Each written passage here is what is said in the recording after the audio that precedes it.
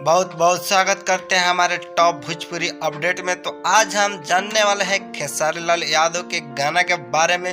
तो फाइनली आज 7 बजे सुबह रिलीज हो चुका है। तो चलिए हम बात करते हैं गाना का क्या रिस्पॉन्स है, ऑडियंस के कितना दुलार प्यार मिला है। तो आप सबसे उम्मीद है कि वीडियो पर जल्दी से एंड तक बने रहिए, क्योंकि हर इन्फॉर्मेशन इस वीडियो में देने वाला है। तो चलिए हम बात करते हैं जो सॉन्ग आ चुका है नागिन। बात की जाए तो काफ़ी ट्रेंडिंग स्टार खेसारी लाल यादव और स्वीति शर्मा काफ़ी ज़बरदस्त एक्शन से भरपूर और काफ़ी तहलका मचाने वाला सॉन्ग आ चुका है। तो आप अभी तक नहीं देखे तो जाकर देख सकते हैं, क्योंकि बात की जाए तो यूट्यूब पर तो नंबर 3 नंबर पर ट्रेंड कर रहा है। तो आप सब अभी तक गीत को नहीं सुने तो जाइए सुनिए, काफ़ी अच्छा काफ़ी लाजवाब सॉन्ग लगेगा भाई। तो चलिए अगर बात की जाए तो सारेगामा हम भोजपुरी पर जाइए, वहाँ पे सुनिए तो काफ़ी अच्छा काफ़ी ज़बरदस्त सॉन्ग लगेगा।